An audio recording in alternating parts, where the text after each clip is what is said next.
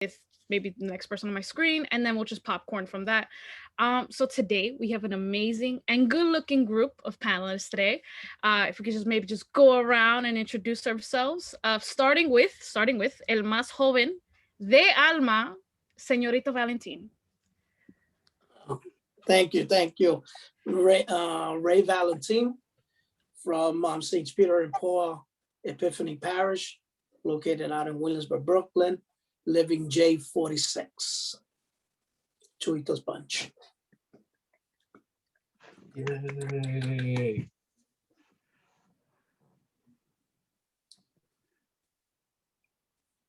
You said yay. That's all you, John Luke.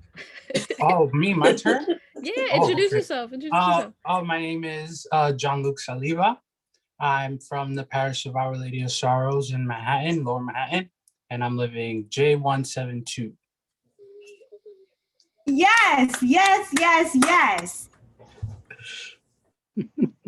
That was a beautiful transition. Yes, I was just gonna say, I was like, oh, so that's me? Okay, great. Hi everyone, my name is Amalia Salinas, and I am living J172 from the parish of St. Bridget St. Emmerich. Who goes? Sandy, you go. Everybody, Sandy Vargas, living J29 from St. Andrew's Parish, and very happy to be here with you tonight.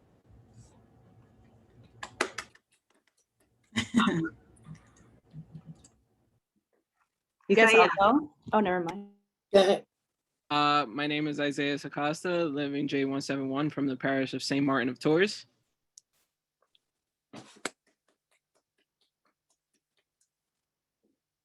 Daniela. Hi, my name is Daniela Lopez. I come from the parish of Blessed Sacrament, Zone 4, and I'm living J192. Yeah, that's my baby. Yeah. Sweet. Awesome. Thank you guys again. Absolutely a pleasure to have you here once more. So panelists, we're going to keep the one mic rule, right? Everybody knows what the one mic rule is. When one person is talking, we're all muted and we're just listening to them. Hey, Amalia with the professional podcast mic. Yes. So be sure to answer your question first before responding to one of your fellow panelists. And then let's get started. So the first question is going to be one that you might have heard before and maybe repeated so many times, but I'm going to ask it once more again. What does it mean to be an active Hornadista?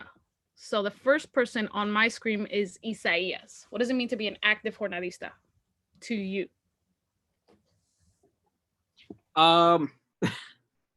Active Hornadista. To be an active Hornadista, it means, well, for me, to be present. To be present at, whatever it is, whatever function, that group, to be active, to be presente. That's what it means to me. And due to COVID, it's kind of hard to be present in a physical sense. But I would say reciprocating that physical sense with a spiritual sense, in terms of getting more spirituality instead of actually, going out, seeking it within yourself. That would be being active. Anybody could just jump in. I want to piggyback off the whole being active and just present. I feel that in addition to like being there virtually or physically, it's also being there like with compassion and having determination of why you're there. And what else? And I think like being active Jornadista is both in like our Jornada movement, but also like with our other friend groups, or with our family, just being like 24/7 type of thing. Yeah, definitely. I agree with Daniela. Piggybacking off of what she said, I'm a person that loves to travel. I mean, people know that here, but I always remind myself to keep God at the center of it all. Wherever I am in the world, or wherever I'm in my life, I remember to keep God at my center and remind others to do the same. So for me, that means to be an active Hornadista. It's God first, God second, God third. I can also say that a good way, a means to be a good active Hornadista is also to piggyback off of what everyone said. To also be to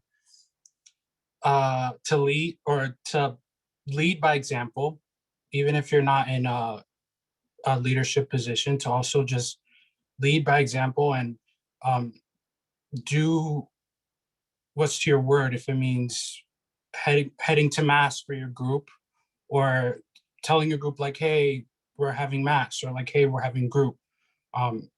Just leading by example and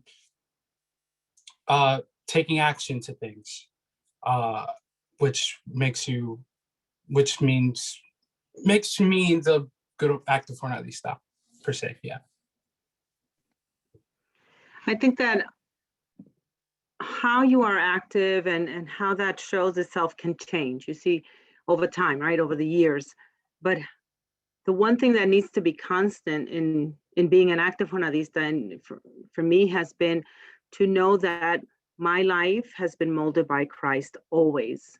And that as being the center in my life, regardless of how my life unfolds itself and how I manifest that activity, you know, active meaning, you know, connotating that you're doing something, always doing something to show that whether in your family or with your friends or with your parishes, wherever you are in your life at that moment, that something is sort of pushing you, sort of motivating you, sort of, you know, giving you that impetus to be someone better. And that always has to be the constant motivation, the constant thing, which is always, for me, has always been Christ, and however he calls me at that moment in my life. I guess for me,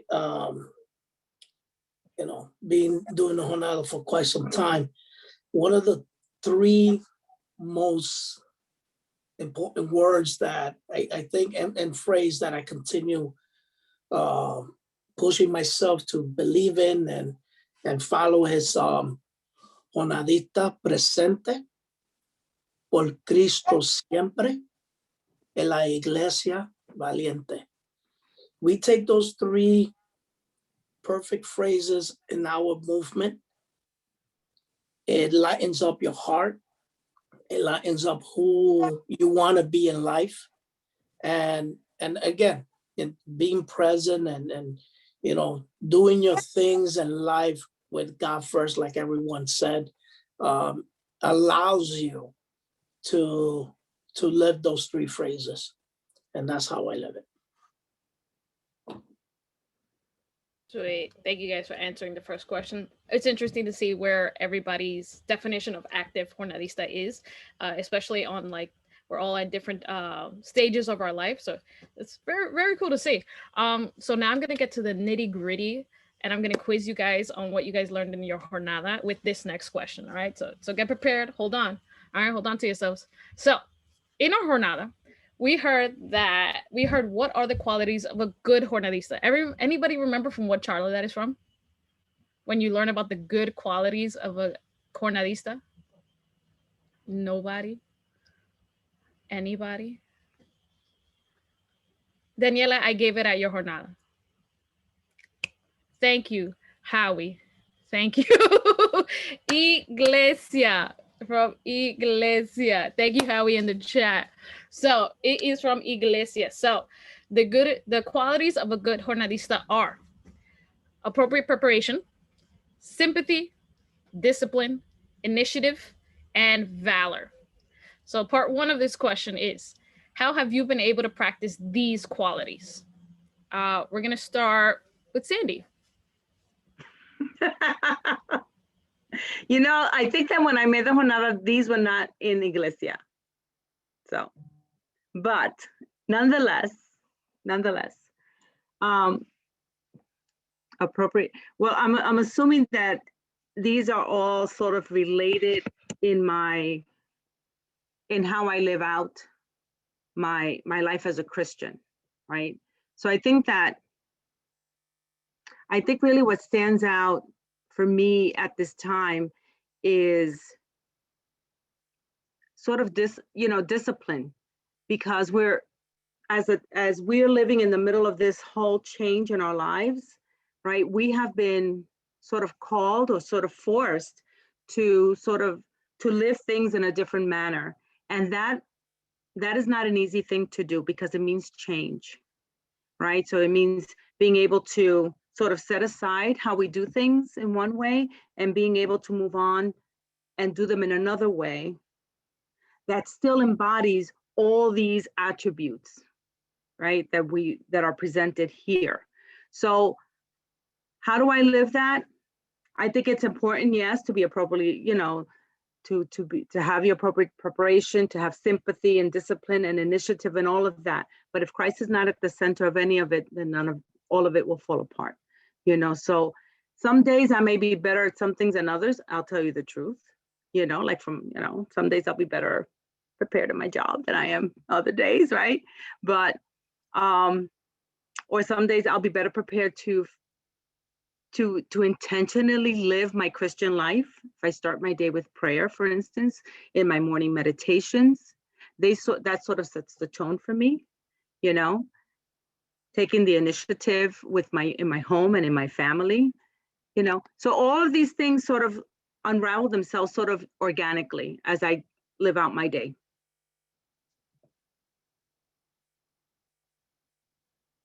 We'll just popcorn again. Thank you, Sandy, for being the first. I guess to piggyback off of what Sandy was saying, it just depends on the day. We all have different days, and there's some days where we have a low. There's some days that, something pops up and we don't really know how to deal with the situation. And that's where, we come back to the center of it, God. But I would say the three I was thinking about is the discipline, initiative, and valor. So in terms of the discipline, always keeping your word with, whatever you do. I'm a person of my word. If I tell you I'm going to be there, I'm going to be there. Initiative, just always being the first one to say, hey, I'll help you out. You need, I'll give an example. My friend, his mom just had a surgery, and I took the initiative to tell him, hey, if you need me for anything, you need, some cash or anything, you can do that. I can help out. And that's what I did. And then Baylor, in terms of not being afraid to do Christ's work, not being afraid to stand up for what you believe in. Definitely something I stand for every day, and I try to keep close to my heart, and with everything I do.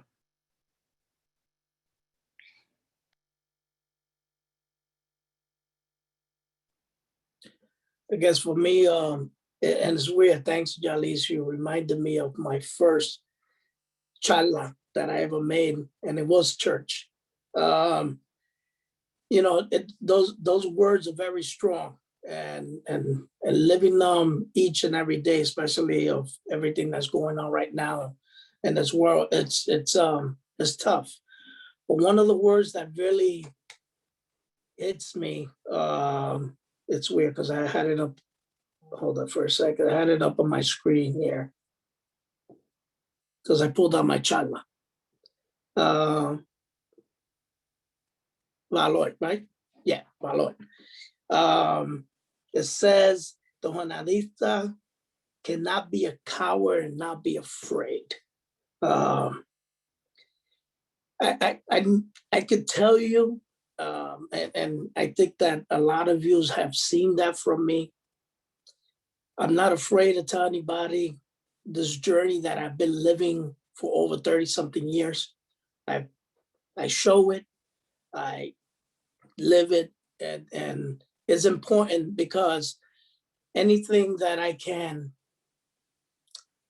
share with the youth and find one or two that could continue that same journey I have, it makes me feel validated that I've done what I had to do. And it's a very important part of that charla. And yeah. I think for me, the one that I've like been able to practice, especially what's going on in today's time, so is the appropriate preparation. So within the movement, and then just like my outlook on the world. So I've like not, the definition is like no one knows everything and you have to keep like learning. So in the movement, like just knowing that there's other people who have more experience than you, being open to suggestions, to criticism, well, critique's not criticism. And in like today's time, like just having your faith, like not knowing why we have this pandemic, why so many people are dying, like we don't know it. We just have to keep learning through the guidance that we get from God. And that's definitely something that I've gotten stronger in that quality. For me, I would say the same as Daniela, a quality that I think that I'm strongest at this is appropriate preparation, because this pandemic has probably shook not only the movement, but our parishes and our churches. So appropriate preparation, I think, has really taught me to be more adaptable to my situation. Being able to learn from what happened, learn from what got affected, learn from how our group and our movement got affected, and start taking that and then start trying something new or trying something different. That's probably something, that's probably a quality that I've probably been more stronger on the list of qualities. I guess for me, well, it's definitely we're in a pandemic still, so it's been hard to maintain the good Hornadista qualities. But I think, again, with appropriate preparation, we've been trained. We are Hornadistas. We've gone through the charlas, so we know our background. And how people have said, like, there's change going on, so it's okay. Change happens. We just have to be, prepared to face it with sympathy. We're all going through the same situation. And so, we have to be able to sympathize with one another and reach out, like if somebody's having a bad day, or that maybe, someone's in the hospital, like reach out to them, let them know that you're there, you're praying for them. Discipline, again, showing up, being, holding people accountable, and just being present. Honestly, I feel like that is so important more than ever, like now more than ever, just being present for somebody and just hearing them out. Especially, like, I work with kids, and that is all they want. They just want you to listen and just be there for them. So discipline is definitely important. Initiative, she must try to initiate and complete projects to improve the situation. I think out of my friend group, I'll take that title, please. My girls that are on here, don't rattle me out, but I think I'm one of the friends that takes initiative to, if we're all having a bad day, or, I'll say, hey, all right, let's hang out, let's move, let's go out, let's do something, though we can't do all that. Or like even just saying, all right, let's FaceTime each other. I know during the pandemic, towards the beginning, I would be like, all right, house party. The the new FaceTime, I would tell them like, hey, let's get on house party. Let's do something just to keep our minds off of what we were all going through. And valor, I think that's very, what's the word I'm looking for? I mean, don't be afraid. Be not afraid. That song always comes to mind. You know, God is always before us, so there's nothing to be afraid of. Okay, that's it. Me cae. No, sigue hablando. Your girls in the chat are definitely rooting for you. They totally agree with your statement. Yeah. So, Amalia, I'm gonna continue with you. Being that you're getting the latest cheer. In which quality can you improve upon in all these 6? I think there's always room for improvement. You know, we're not perfect humans. We're not perfect Hornadistas. And I think each one, especially again, going back to us being in a pandemic, it's hard. It's very hard. This new virtual world that we're living in, like, how do you be a better, a good Hornadista in this virtual world? But again, showing up, being there, and I'll take blame. I haven't been present because life is just, you know, it's taken over. And so, you know, a lot of days I'm tired. I just want to sleep. And it's hard, but I think, you know, what has kept me going is my friendship. My girls always keep me accountable. Like, okay, if you say you're going to be there, show up, be there. You know, and yeah, I think I answered the question. Somebody help me. Yes. Well, the question goes for everybody. In which quality can you improve upon? And Amalia, I thank you for your honesty. That your honesty includes valor. So you're very valiant in giving us your honesty. So I open the floor to everybody else. In which quality can you improve upon? I'll go. So like we're doing honesty. I think that the quality that I can improve upon is initiative. I have these ideas and I'll like say them to these certain people, but I won't really like follow through. And it could be like school gets in the way or personal life gets in the way. And that's fine because we can't control everything, especially like with the whole pandemic, everything's closed. So we can't control everything, but it's also recognizing like if it becomes a pattern, like how to adjust it, or finding new ways to adjust your ideas, my ideas. For example, like I can't think of an example right now, but I definitely have some ideas that I didn't like pull through.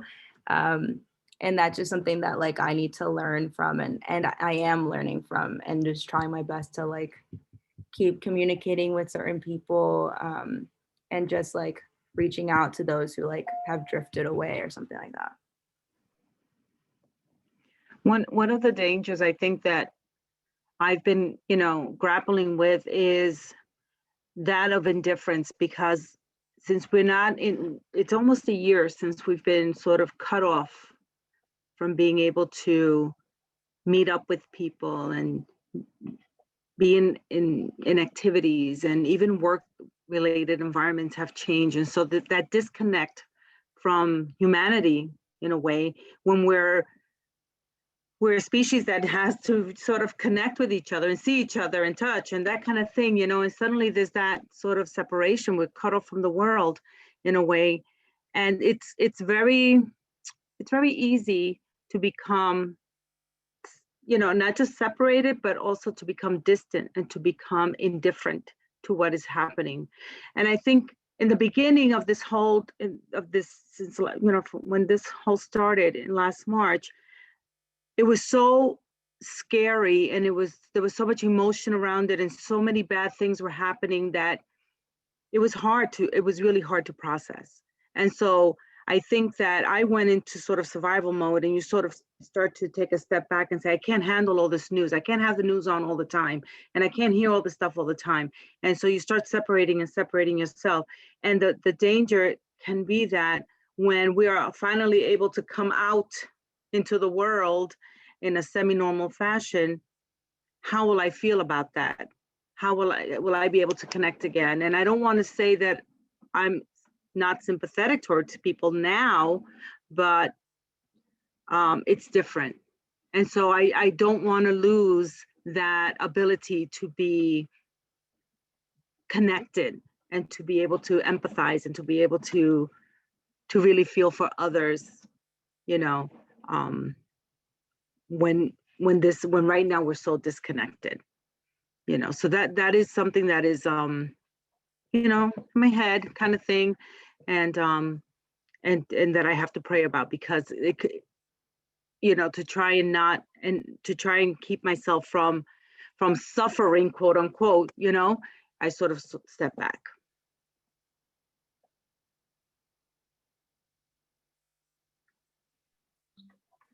Kind of piggybacking from what Sandy said, it's one of those things that, you know, from the very beginning that this all happened, you know, there was good things. I started a new job. 1 month later, boom, I'm in my house, and being home and to learn something new. What I mean is work out of your home and in a new world that you've never been to. It's kind of hard. We went through all our we went through stages between now, I mean, from the very beginning to now. And, you know, we posted things about everything going on in our lives, you know, the good and the bad.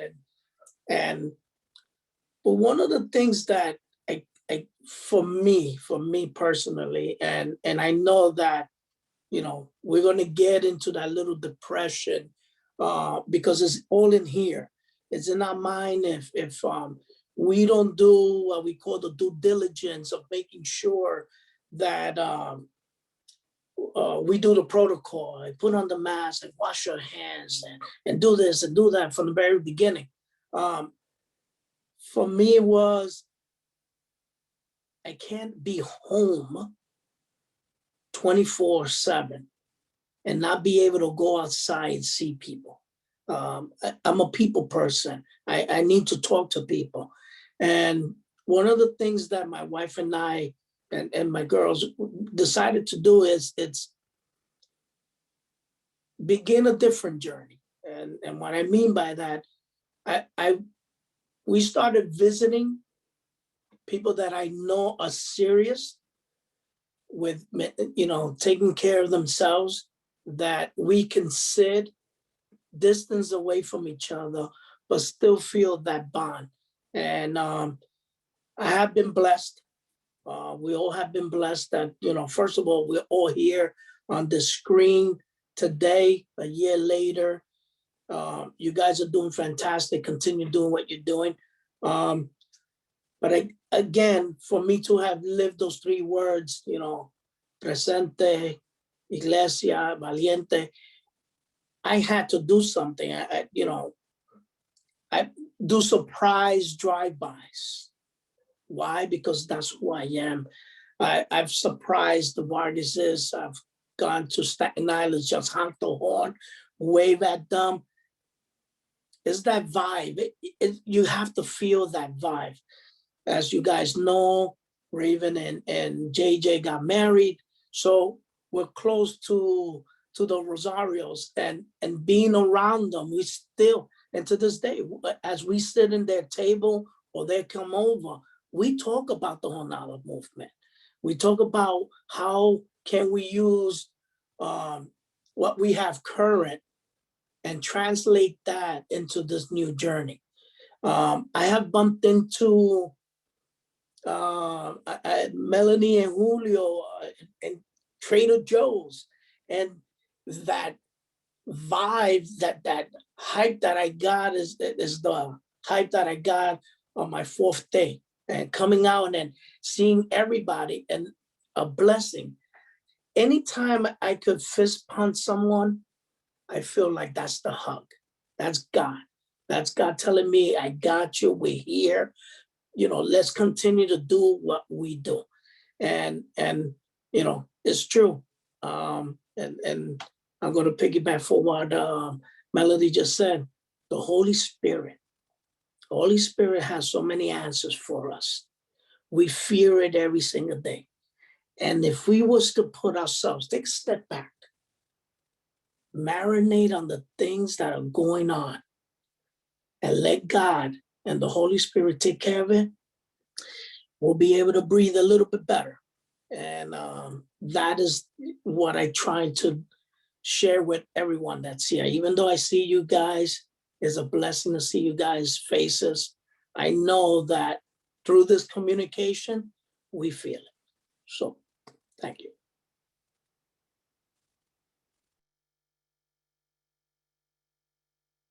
Someone needs to beat out Ray with that one. But the question still stands. In which quality can you improve upon? I think we're so with say yes and Jean-Luc. Okay, I'll go.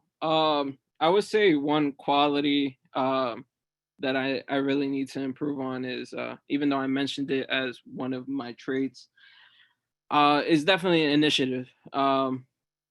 Like what Daniela was saying, you know, sometimes I develop so many thoughts in my head, and then, you know, I just want to throw it out. I want to do it. But, you know, things come up, work comes up.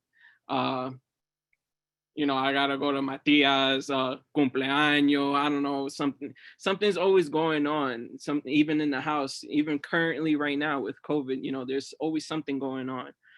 And as a group leader, as a delegate, it's kind of hard to do that. But of course, you know, I try to portray it. I try to push it to my co-delegate. Well, she's a delegate too, my fiance.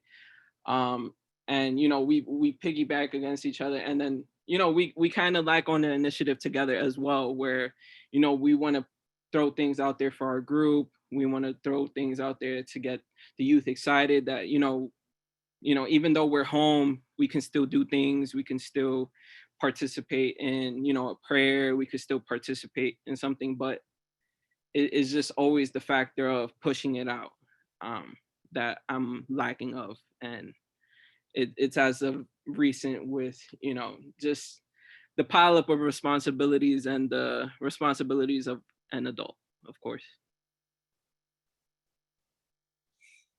For me, I would say about the same.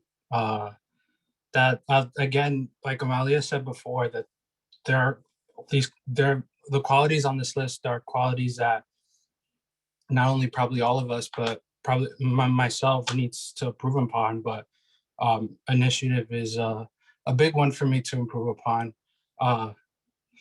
In all honesty, in the space of honesty, right when the pandemic, right in the middle of the pandemic, I became I became a new zone delegate for my zone. So I'm the new zone delegate, and I'm with Chris Rivera. And now that I think about it, initiative is probably one thing that I probably need to work on most, especially as a zone delegate, because in the beginning, as Chris can probably tell you, or my father can probably tell you, we're trying our best to do everything in the circumstances that we have and everything the circumstances that we can do. And it's probably when we got closer to the new year, things started since churches had to close again and groups had to become more virtual. So we kind of got up to this point where like we didn't know what to do. But probably like the initiative is probably something I need to work on, because especially something not only need to work on myself, but with my zone as a leader for my zone. And it's probably something that not only help myself, but help my zone. But I needed to take the accountability and then to be honest about those things. But yeah. Cool. Thank you. I can definitely say you guys carry all these qualities of a good Hornadista, and you guys are not just good Hornadistas. You guys are great Hornadistas. I've seen you all work and do everything you do for the movement. So just thank you guys for all your work. Something that Ray said about living your fourth day and feeling your fourth day. I just kind of want to get into that and about our retreat experience. So we all experience a sense of like a retreat high, I'm going to call it, where we live or work a jornada or a retreat, and we feel that impact that we just want to continue working for Christ, right? So like after you work a jornada, they're like, oh man, I want to do it again, or oh, I got to tell people about this, they got to do it. Like you just feel that fire, right? But since the pandemic has started, the movement hasn't been able to meet. So we haven't been able to have those retreats or the moments where we ignite some fire. So how have you guys been able to feed that personal need to work for Christ? I'll start with Daniela. So the way I've been able to like feed that personal need to work for Christ is sticking to like my routine. Like I go to church on Sundays, and I'll go with my mom, and now I'm just starting to take my dad. So that's something that's been feeding my work for Christ, is just showing my dad like the ropes around the church, how to like the prayers, what to do in mass. And that's been like a really good like bonding thing for me and my dad, and just to like boost up my like Hornadista high, because I know this type of stuff and I can like tell my dad, oh, you have to stand up at this time. So that's pretty good to have, that I'm doing. And other than going to church, when like my group does meet on Zoom, like we'll talk about like what's going on in the church or what we want to improve on, but just we talk about like what's going on in our daily lives. And I feel like that's like what Ray was saying, like that like energy between us, even though we're not in the same room, we're still like laughing through Zoom, and that's also like keeping me like my high to like work for Christ, because I wouldn't have met the people in my group if I didn't go to that group. So it's just like a community.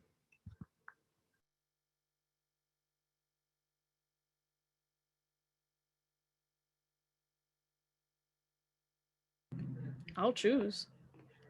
I'll go. For me, I would say what feeds my personal need to work for Christ is a little part of what Daniela said. It's keeping in contact with my group, being able to talk to them, not only the other Hornadistas, but also the pre-Js, and like see how they're doing. And like this pandemic hit us all hard, and so being able to just like to talk to them and like to see where their faith is and what's their relationship with God, especially with everything going on, and then just like finding a need to help that, or finding a need to just be like, hey, we have group, you want to come? Or like, hey, we have this 18 and up group at my church, do you want to it's social distance, we're all safe, we're having fun, do you want to be there? It's being able to keep in contact with people that live the jornada and people that haven't lived the jornada, and to just say like, hey, how could I help you spiritually, is kind of something that feeds my need to work again. The way that I've been I would say filling my high, or being my best as a Hornadista, is basically well, for the past couple months, I've been going to mass, and every time after mass we would have like these these sales after, because I would be supporting Deacon Alberto's business, which is shirt, sweaters and stuff. And just to see the Jornadistas there, you know, supporting and helping out with that. Sometimes within the selling, you know, I'll have a conversation with somebody, and just having that person there is just more like on a sense of, hey, like, I miss this. I miss this so much. I miss group. I miss being with you guys. I miss the physical action of, you know, having to speak with another person. And that's what was filling my hive for the past few months. As of recent, my job schedule changed around. So now I can't go to Sunday Mass anymore, which it sucks. But the way I've been coping with that is I've been starting to do stuff more at home. When my mom tells me to do stuff, you know, I do it, but I do even more now. I do stuff without her even telling me. You know, it's just being there, being present at home. Now that you can't be at church, being present with the ones you love. My sister just had an accident a month ago. She fractured her ankle, and you know, I've been going all the way out to Brooklyn from over here in Manhattan to go see her, and you know, just to bring her a little compra every week, and I call her every day just to check up on her to see how she's doing, and that fills me because it's like I'm doing something for somebody, but specifically for my family, and it carries on with everything that I do day to day.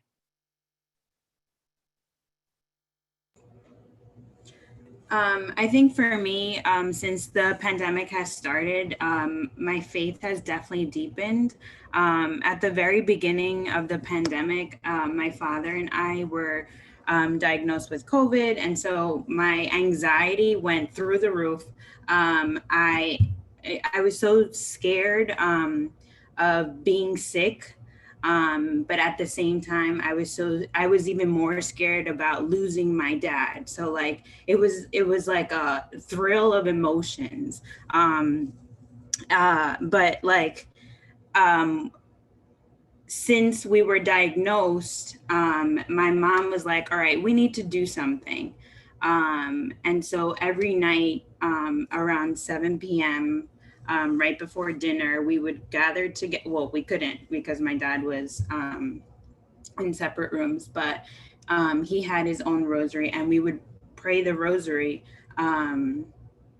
together, separately, but together, because we couldn't be physically together. And then it just continued throughout the whole pandemic, and I still do it, not as much as before, but I still, I make sure that I do it because every other day, something or someone I know needs it. And so, like in my girl circle, we all lost a grandparent. And so for every time that happened, I would pray a rosary for their grandparent. And so that's what fills me. And I kind of realized that now, going through the pandemic, that prayer is what keeps me in my jornada high, and or like at peace. Like my soul is at peace when I pray. And so I love that I can continue doing that, and I don't have to, you know, I can be alone in my room. I actually realized and I learned that Alexa prays the rosary. So me and Alexa, we prayed the rosary together because there were times that I was by myself, and my parent, you know, my mom was in the living room, my dad was in his room. And so I was like, I felt alone. But then, you know, Alexa, was like, Alexa, do you pray the rosary? And yeah, so, you know, little things like that. But of course, like prayer is my go-to every single time.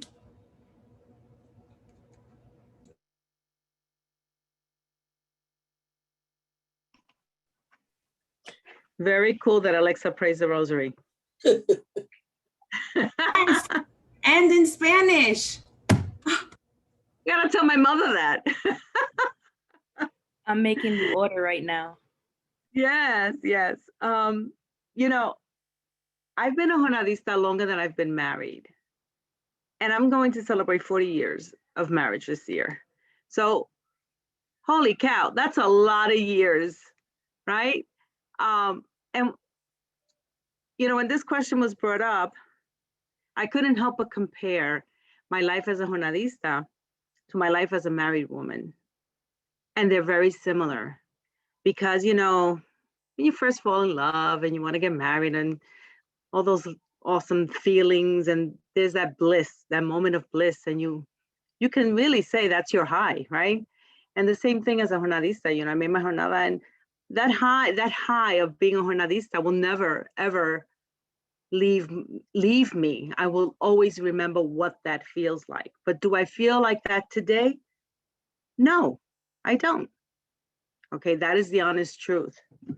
But what I can tell you is that over the 40 plus years of being a Hornadista, that relationship, like my marriage, has become turned into something that is a strong, reliable, permanent relationship.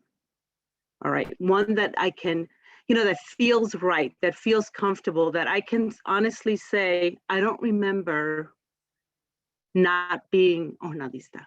I don't remember life before this.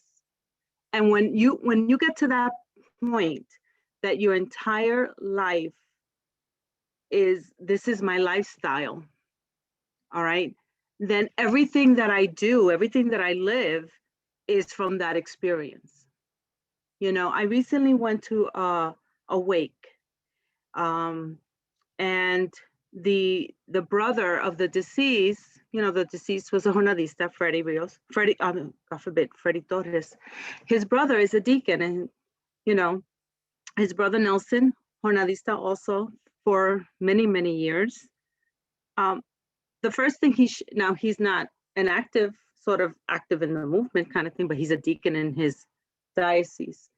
But the first thing he talked about was being a Hornadista, you know, and that really stood out for me, because no matter where we go, no matter what we do, this is my identity, right? This is who I am.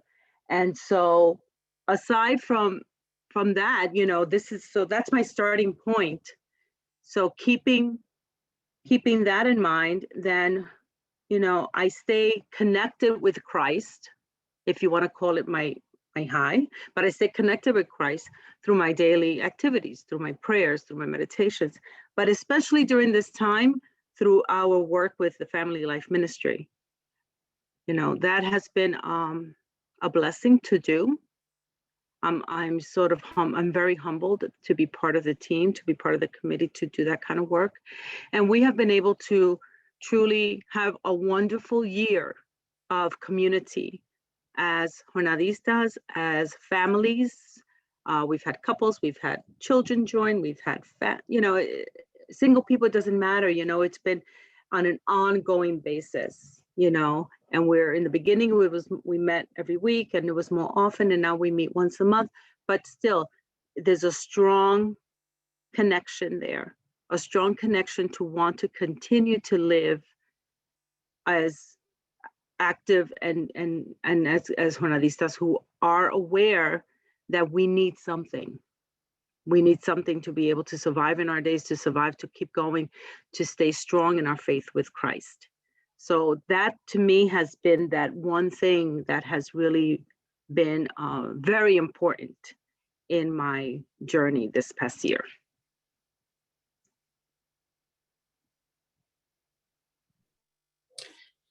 Well, for me, you know, living the journey of a Jornadista for so many years, like Sandy was saying, it's you know, growing up in the 70s and the 80s,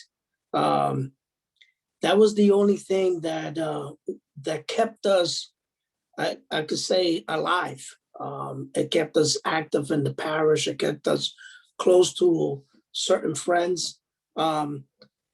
this may come to a shock to everyone, but 5 years ago is when I came back to the movement. I've been living as a Hornadista many years. My wife could tell you, I find, different things. And,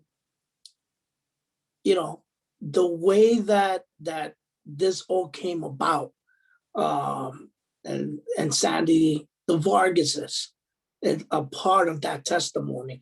Rudy Vargas was my coordinator in J46. Always admired this man. I always said he was my mentor to this day. He's my spiritual mentor. I love him very deeply. He came into our parish 6 years ago, to work at our rectory, and we reconnected. And my question was to him, hey, is the Jornada movement still alive? And he was like, where have you been? Still looking for that journey. And he invited me, and Sandy came to my wife's life and explained to her about the living the JJ. And yeah, we're, a lot of people may call me a pain because I'm always saying JJ 33, but it's very special for me to live a Jornada more than 30 years ago. Also, I did JJ4. JJ4. And to come back and live that JJ 33 symboled to me a lot of things. And I might get a little deep, and my throat, my Adam's apple might get kind of big, but it's part of who I am. To sit there and listen to people that have been living the movement, before I came in 5 years ago, and see that the youth, especially the youth of this time now, still loving God the way I love God throughout my 70s and 80s. And it was inspiring. It kind of gave me that flame. It somehow kicked me in the butt of being able to speak to people properly and letting them know what church means so much to me and God. And again, 5 years to this date, I've done equipazo. I have become an auxiliar. I'm a zone delegate. I've done so much within 5 years that I wish I would have done it prior, but I guess God has a separate journey for me.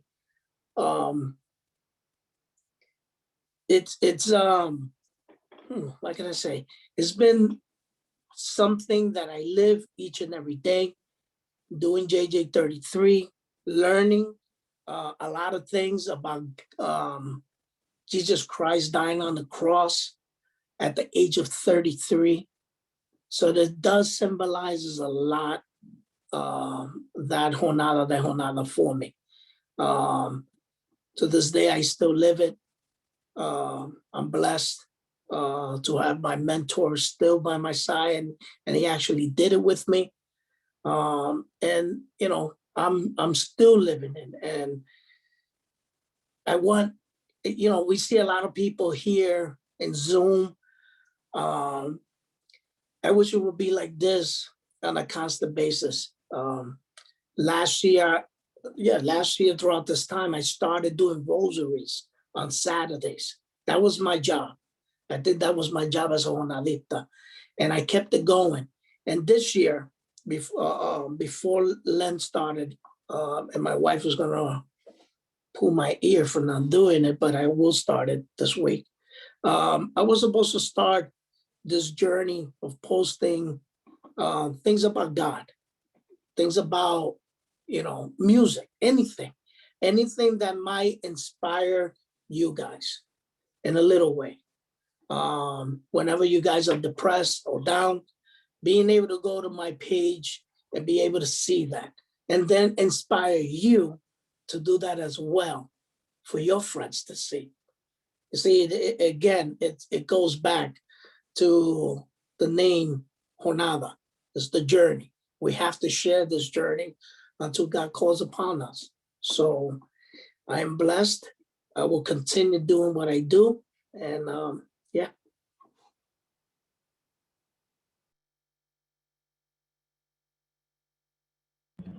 Think everybody went right. Yeah, we good. Okay, so I'm just gonna move on to the last question of tonight's panel due to time, and I want you guys to speak to our audience today. We have 32 people on the Zoom. I'm sure we have people on the Facebook. So the last question of the night is, how can we encourage other Hornadistas to keep on their Jornada hat? How can they continue to be that Hornadista for others and for themselves? So talk to your people. I'm gonna call on Isaias. Well, one way, well, a bunch of ways. I thought about this question a lot, and the way we can always like keep on our Jornada hat is by once again going back to those memories of when we lived our Jornada, of when we did that equipazo, of when we were on equipo base, of a time where a meeting and then, Frito probably did something and then, it was outrageous, and, I just go back to those moments and it's just like, I love my movement and I can't see myself without it. And that's what keeps me going, the memories and what continues to aspire within the movement, how many new people come in and want to make a change. But also it is also the hope of when we come together again. I have the hope that, one day we'll all be in the same room and, Javier will be telling Ray to shut up, or, something's going on in the background, and it'll just bring a smile to my face, and it'll bring a warmth to my heart, because I love, once again, I love my movement and I can't see myself without it. And that's the way maybe some people can interpret of how to keep on that hat.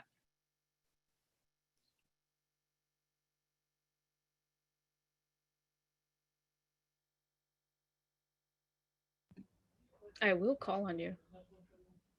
All right, we're gonna go. Daniela.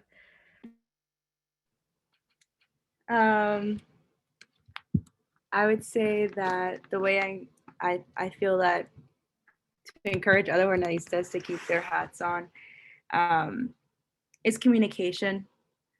That's like really valuable within today's time, like a simple text to someone, a call. Like Ray was saying, I'm not to the extent of like what Ray said about driving to like different boroughs and honking the horn, but in some, just like a FaceTime, a surprise FaceTime or a text can really brighten someone's day. And we are Hornadistas in the church and we're Hornadistas outside the church. That's what makes our movement so unique. And I feel like nourishing our friendships, our relationship with one another is really what made this movement stay so active for so long. So I think it's, being there for everyone, being compassionate toward everyone's situations, showing sympathy, all these little qualities that we talked about throughout the panel. And even doing events like this is an amazing idea to do. And yeah, props to you. And so yeah, just like I'm just the host. Oh, well, props to the movement, because we're all representations of the movement. So yeah, like I said, like just keeping each other in our minds, checking up on one another. And, you know, if you could bring a smile to someone's face, like, I think that's like the best thing to do in the day. For me, I would say, well, thinking about this question, when we got these questions, for me, that what Daniela said is the exact same thing that I think would help encourage other Hornadistas, just keeping in contact and keeping that sense of communication. I think of it as like we are at home, we are in front of our computers and phones for a lot of the day. So might as well make use of that moment of on the phone and make use of that being on the computer and like sending a quick text of people you're thinking about, like for example, the other day I texted Michael from St. Andrews because he popped up in my head one day, and I just wanted to text him and see how he's doing and how things are going. This pandemic and kind of hit us hard, and it hit us all mentally, not only spiritually but also mentally. So I think like being able to text people and make use of the technology that we have and to be like, hey, how are you? How are you doing? Like also in JMM, I'm on a group we have a group chat in JMM, and someone Stephanie, she recently sent a whole text saying like, oh, I miss you guys, I miss singing with you guys.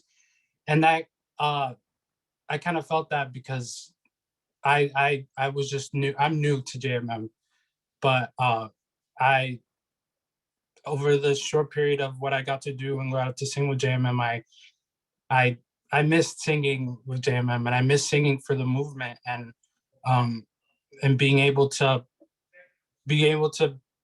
pray to God through prayer with everyone in the movement.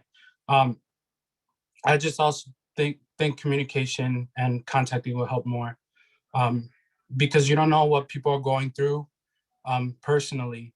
And I just think like being able to just be like physically, like Ray said, or virtually, like Daniela said, it should just be able to knock on that door a bit and be like, hey, how are you?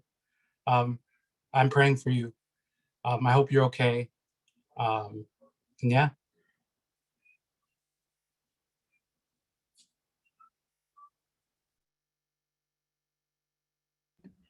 Amalia, I saw you unmuted yourself. I knew you were coming. Okay. No, I mean, everything has been said.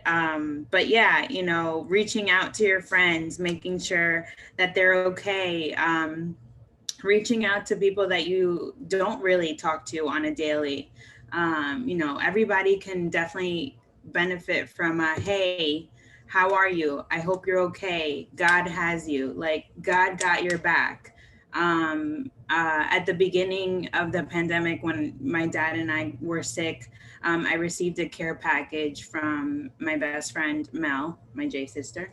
And she gave me this frame that said, well, not getting emotional, but it said, trust in the Lord with all your heart. And I have it behind me. And it's something that just reminds me that, God has me, and that, I walk with him, and it's a beautiful reminder. And so when she did that for me, I did it for other people. I did care packages for other people because I knew that they were going through it. Sorry to put you out there, Mana, but with Jennifer, when Jennifer got COVID, I sent her a care package. Just to make sure that she knows that I'm, even though I'm not close to her, I'm near, and that, that I'm praying for her. So yeah, reach out to people, let them know to keep the faith, that God has us, and that there's no greater love than his. And why am I crying? I don't even know. Oh, wait. And I did want to say, like, there was another question that said, any ideas of what the movement can do for Hornadistas virtually or in person? And I kind of thought back, like back in the day when we had pen pals. No, anybody? Am I alone on this? Okay. Okay. Like pen pals and like picking a Hornadista who you don't know. And you know, all you need is their address, a pencil and a paper. And just reaching out to that person and letting them know like, hey, I'm a fellow Hornadista. Let's get to know each other. Write them a letter. Like, let's, you know, I feel like we're so stuck on this virtual, like computer all day, typing, doing all this, where let's go back to like just getting a piece of paper and writing. And okay, I'm getting ahead of myself here. But yeah, I don't know. I think that's a good idea. Hornadista pen pals? No? I like. We shall bring it up to Base. I like it.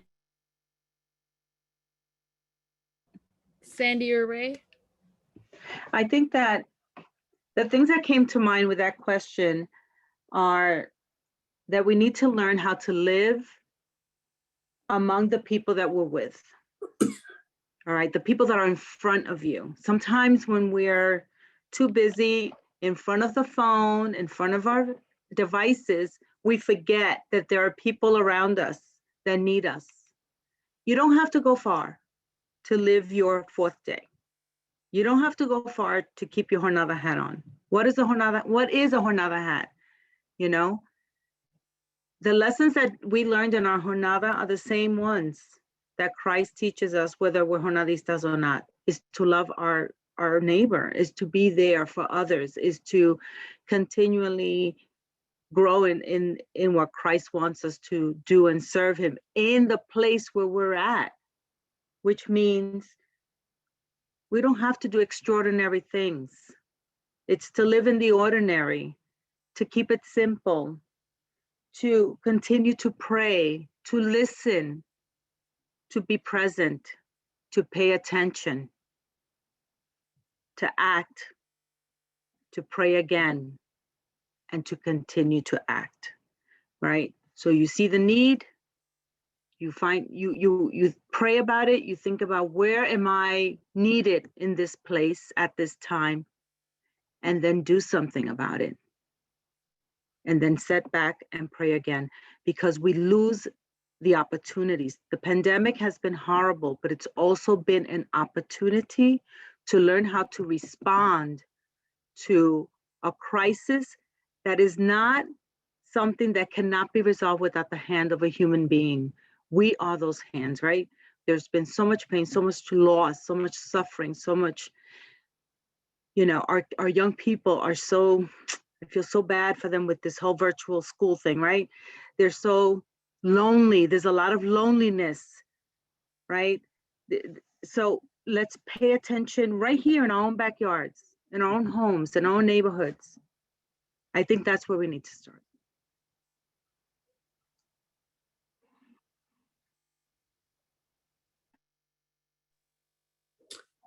Well, what am I going to say to everyone that's here that all these lovely people have said so much? Piggyback from what Sandy just finished saying.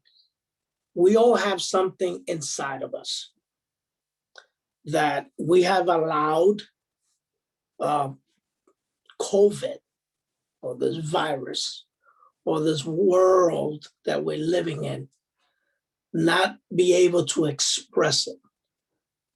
We have talented people here that could do so many things that will revive our movement in many different ways. Singing, dancing, speaking about God, laughter, jokes, you know, because, yeah, that, you know, we live with God every day. He's not our number one, but we also have to take a step back and enjoy each other. One of the things that I keep listening and I'm hearing here with the panel is that, and I kind of learned this more the other day, and it's something that I'm going to use because the Rosarios do it a lot. And when they have a gathering in their home, that round table or rectangular table that they have, there is so much stories that are said in that table. And it's weird because we invited them this past weekend, and in my home, we do sit and, we eat our dinner, and exactly what Sandy was saying, we start getting into sitting around each other. Yes, everyone is here, but everyone is on that phone doing whatever. We sat in our table and actually talked about the movement. We talked about what is it that where are we going? Where is the movement going? What are we trying to do to better ourselves, to bring back everyone? Because everyone knows, we all love to post things in our media pages, in whatever ways. For me, as an adult, a father, what I interpret to the world is very important for me. I try to post things that make people laugh, share things that other people have put out there. We kind of forgotten our holy ways, so to speak, of what social media does and puts our mindsets. We kind of go away from things that we're just trying to show and try to be part of that. Sometimes we actually look, we're not. It's very important, that roundtable, and I don't want, because being that is on Zoom, I don't want to talk too much in regards to the roundtable, but everyone knows that the communication that we sit and talk about certain things has to be done at home as well. We have to create again that roundtable, be able to show and enjoy each one's company. And again, what Sandy said, it starts at home. And, it starts with you, but it starts at home. It's the same people you see, it's the same people you have to be around. And we got to find our ways to better that so that we could go outside and better everyone else. I love sharing things about God. I sit here, we all have our good days, we all have our bad days. But I do have God in my heart, and I believe in him strong. I get challenged many times, and I'm going to tell you, I win. I win because I hold my crosses. I believe in what God has told me strongly within these 5 years. Share what you got. Speak to people and let them decide what they want to do. It's just like all the teachers here, right? All you teachers here, teach your child to be better. Hands up to all the teachers. Where to go? You want that child to go out there and better themselves. You're going to teach them some of the things that life is not going to teach them. It's going to try to get them out of their way, right? So what about if we do that to ourselves? Teach about God. Teach these young kids that God is very important in your life. We forget about that. So yes, it is a job, but I know, because we are surrounded by a bunch of teachers, I feel that vibe. I see when Danny posts Amalia, when she posted, and I'm like, damn, you know, that's beautiful. We appreciate you guys. We appreciate what you guys do. But it's also, we must continue that everyone sees that. Grab what they teach their kids. Maybe you could teach your kids in group. Because I know a lot of us have group. I don't have a group, but this is my group right here. There's pantallas that I see here. So this is very important. I love going back to, Howie doesn't know, and Jack. I go back to their page and go back to the songs that they sing. You know, JM, I go to your guys' page. Things that people post that I know it impacts me, I continue doing it. So what can I share with you guys is to share your love with God. Be out there. Show people who you are. Don't hide from no one. God bless. Thank you, Ray. Thank you, everybody, for truly expressing yourself, being honest, and being so heartfelt. I have like tears in my eyes, but no se ve because it's low camera. So honestly, guys, thank you so much for being being part of the first Jornadista Roundtable panel. Can we call this like JR1, like J1 blah blah J? Maybe no. Okay, maybe it'll catch. Maybe something will catch on. But in the meantime, if we have any questions from our audience here on Zoom or anybody in the Facebook, if there's any questions out there, if you're on Zoom with us, if you have any questions, feel free to write them in the chat. Or if you just want to say it out loud, show on your camera, turn on your camera, unmute, and just, you know, shoot us a question for somebody specifically in the chat, in the panel, or everyone. Let's see. We got some thank yous. Thank you from Mel. There's some love for Ray. There's a question that Jay Santiago put on Facebook. He's saying that I would like to know, how can you start up a movement in a church that the church never had the movement involved or even knows about? Wow. It says, I want to bring that same fire I got when I was saved by the movement.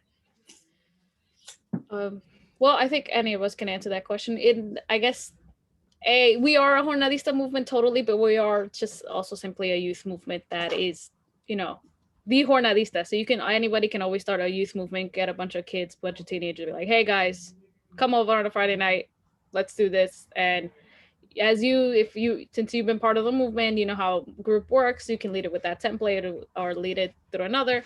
But definitely one of our leaders, there's the people on Bassett, John Luke, he's a zone delegate. So definitely reach out to one of our leaders. You can reach out to us on Instagram or Facebook. We have a YouTube channel also. Yes, Melanie said to speak to your pastor. How do you start a youth group? Yeah.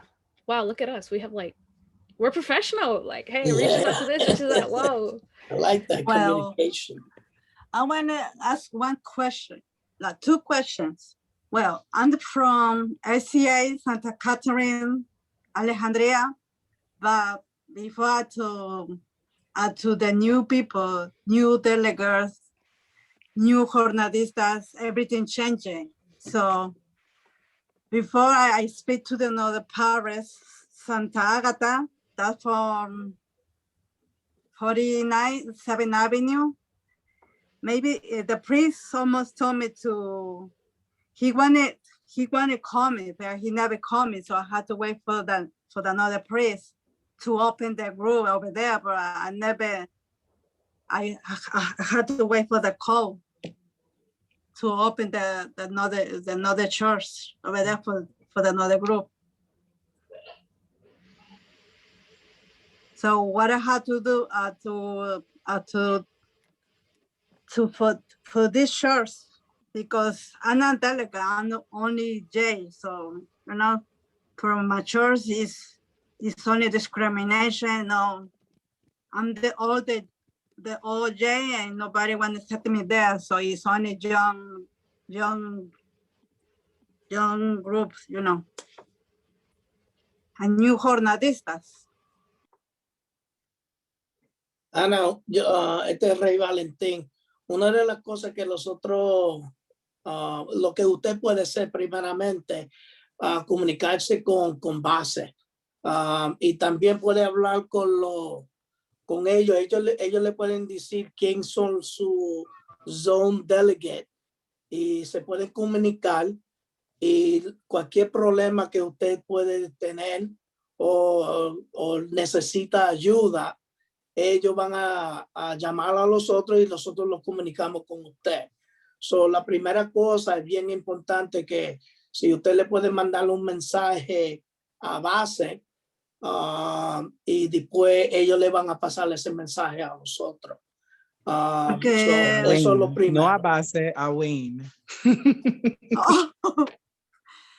Porque Make sure it goes to the right person. yeah, porque yo hablé con el párroco de mi parroquia y él me dijo que no, que como soy ministro de la Eucaristía, que me tengo que quedar ahí mismo. Pero como él ya no me acepta más ahí como viejo jornadista ahí, porque quiere nuevos jornadistas. So he take me out to the group. So I don't know what I have to do. So he don't respect. So, Ana, si ese es el caso, bueno, por lo primero tenemos que respetar lo que el párroco dice. Si el párroco dice que si es para jóvenes, para cierta edad, a veces han habido reglas donde grupos tienen que ser de cierta edad por cosas que han pasado en la iglesia. So, tal vez por esa causa fue que le dijo que usted tiene que ser parte de... Let's not forget.